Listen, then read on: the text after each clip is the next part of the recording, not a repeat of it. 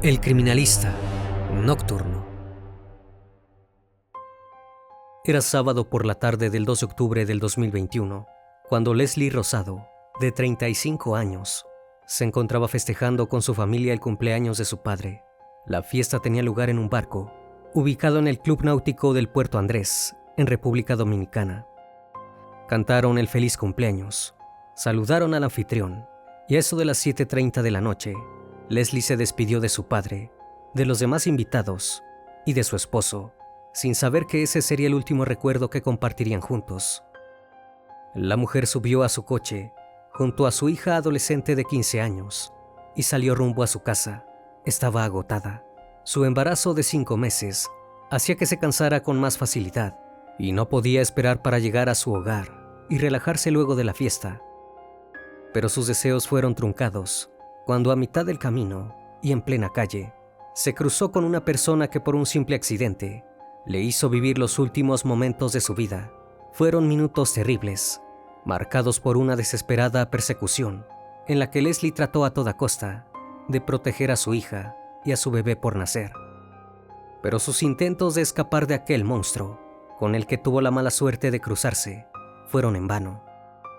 ¿Qué fue lo que pasó aquella noche con Leslie Rosado? Cuando se supo quién le había quitado la vida, todos quedaron desconcertados.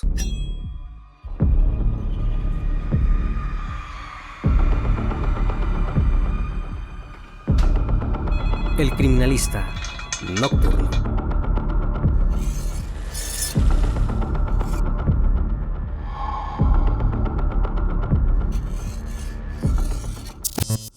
Leslie Rosado era madre de 2 niñas y estaba embarazada de 5 meses, esperando un varón. Además de madre ejemplar, era una arquitecta de interiores que se había recibido en la Universidad Iberoamericana. Era hija de la ginecóloga Minerva Marte y del ingeniero José Rosado, a quien le siguió los pasos. Leslie era una mujer de mucho carácter, sumamente preparada, dedicada y, por sobre todo, la mano derecha de su padre, con quien tenía una empresa de arquitectura llamada Armando Toros. Allí se dedicaba principalmente a construir edificios.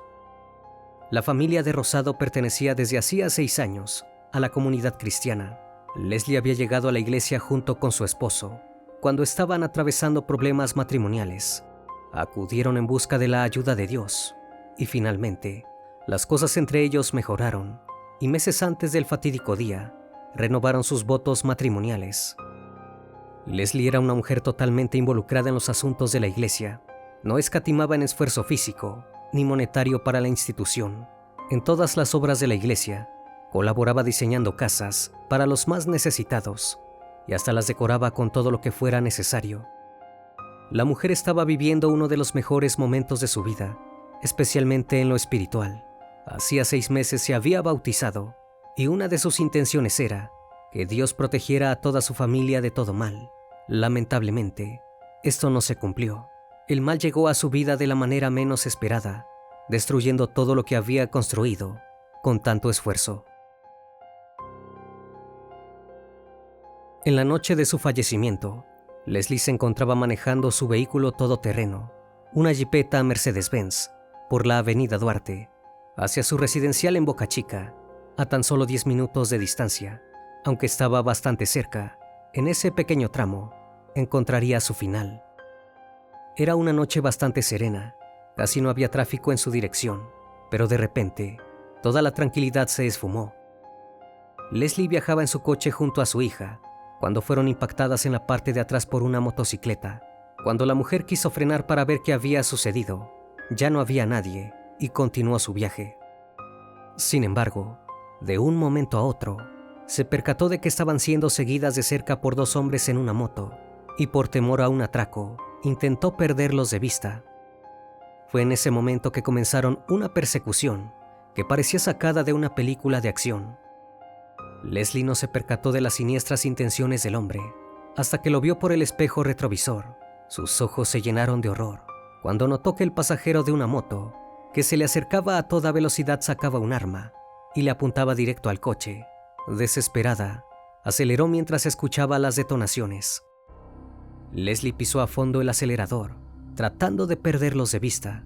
Ahora su único objetivo era salvar su vida, la de su hija y también la de su bebé nonato.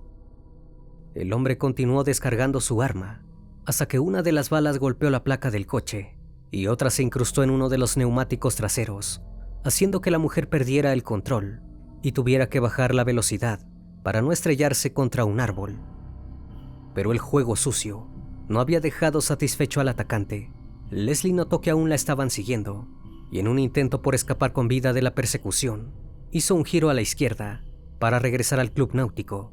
Quizás así los perdería de vista y se resguardaría con su familia. Pero todo empeoró cuando se topó de frente con el tráfico que no le permitió avanzar. Con el corazón en la garganta, se dio cuenta de que la moto aún la estaba siguiendo, sin darle tregua. Leslie se sentía en medio de una pesadilla de la que no podía escapar. No tuvo otra opción que frenar el coche, y así fue el principio del fin de su vida. Leslie vio por el espejo cómo la moto se acercaba lentamente. Quizás, si se disculpaba con él y le mostraba que estaba embarazada y con su hija menor acompañándola, el sujeto entraría en razón. Pero lo que no sabía era que el hombre tenía otras intenciones en mente. El sujeto se bajó de la motocicleta, aún con el arma en la mano, y caminó hacia el coche de Leslie hasta detenerse en su ventanilla. Bajo la mirada de horror de la mujer, golpeó varias veces el cristal para que Leslie lo bajara. Pero ella no lo hizo. Se negó hasta último momento, temiendo que su hija saliera herida también. Furioso y aún cegado por la venganza, el hombre golpeó el vidrio con el arma e hirió en la mano izquierda a la arquitecta. Luego, apuntó una vez más y sin importarle que la hija observara todo desde el asiento del copiloto, la atacó directamente en la cabeza. Así acabó en un segundo con la vida de Leslie y la de su hijo, frente a los ojos llenos de lágrimas y terror de la hija mayor, quien no podía creer lo que estaba pasando. El hombre cruel bajó el arma y observó lo que había causado. Rápidamente, en un intento de remediar su crimen, él mismo trasladó a la víctima al centro de salud de Boca Chica, donde la declararon sin vida. Al ser un fallecimiento por herida de bala, las autoridades llegaron rápidamente al lugar, y fue en ese momento que el asesino se entregó a la policía. La fiesta en el barco rápidamente se acabó cuando recibieron la triste e impactante noticia. Leslie había sido asesinada. Todos dejaron de reír y dieron paso a las lágrimas cargadas de dolor, y miles de preguntas invadieron sus mentes. ¿Quién le había hecho algo así a Leslie? Habían pasado tan solo unos minutos desde que la habían visto por última vez, y no podían creer que la bondadosa mujer ya no estuviera. Todo empeoró cuando supieron que aquel monstruo que le había quitado la vida era nada más ni nada menos que una persona que debería velar por la seguridad de los ciudadanos. Resultaba que era un cabo de la Policía Nacional, de nombre Janlín Disla Batista, de 30 años de edad. En el momento del hecho, estaba fuera de servicio, pero portaba su arma reglamentaria. Por otro lado, el sujeto que había conducido la moto fue identificado como Rafael Castillo Nova, alias Argenis, quien acudió por su propia cuenta a la fiscalía junto a su abogado. Tenía el objetivo de entregarse a las autoridades y explicar cómo había llevado al policía hasta el lugar donde le quitó la vida a Leslie.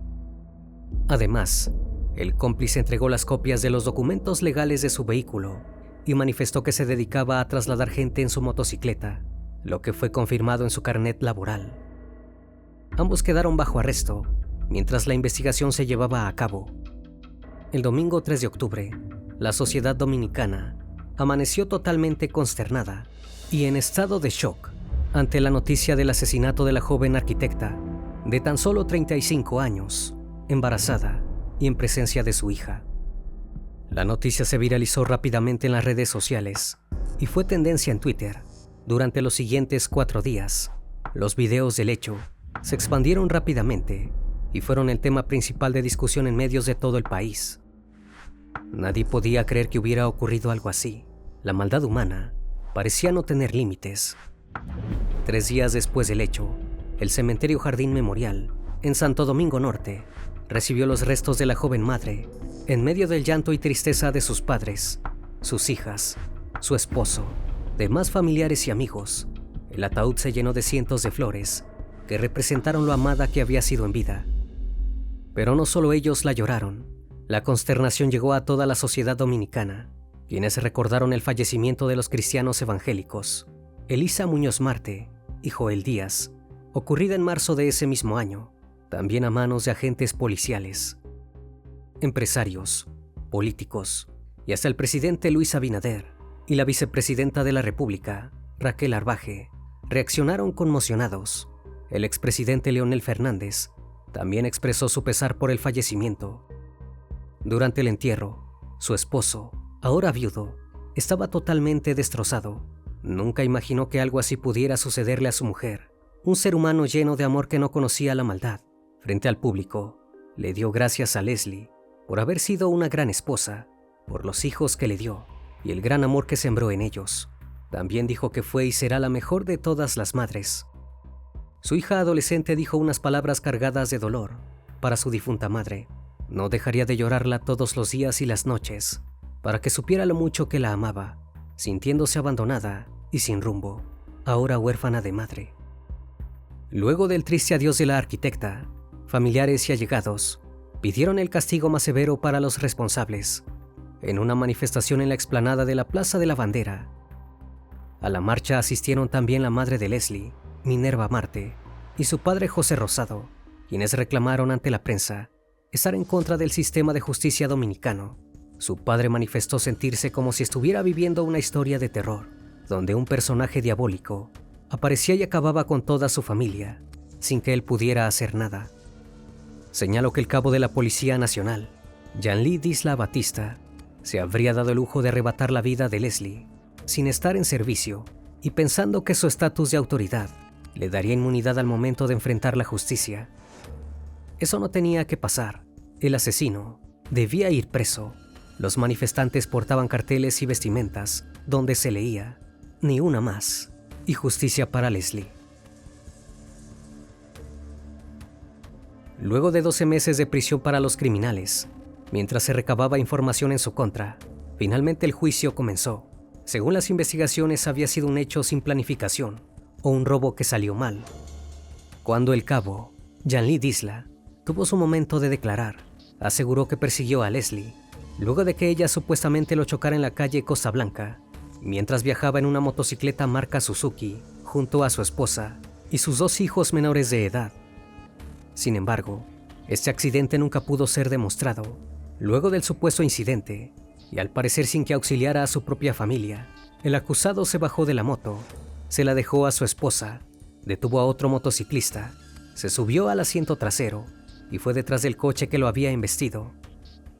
Alcanzó el auto de Leslie en las inmediaciones de la calle Duarte y fue ahí donde, golpeando el cristal con su arma de reglamento, se le escapó el disparo que arrebató la vida de la mujer.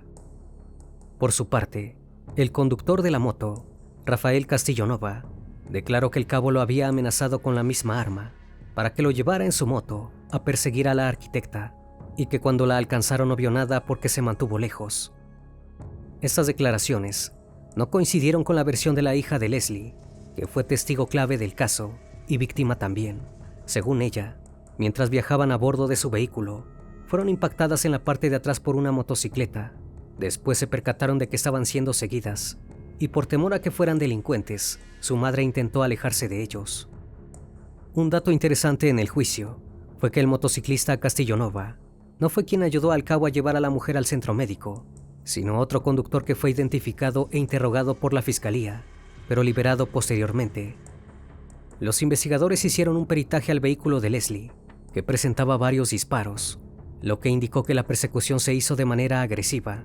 En cambio, cuando hicieron el peritaje a la motocicleta del cabo, no presentaba ningún tipo de daño, al igual que ninguno de sus familiares, que viajaban como pasajeros al momento del supuesto choque.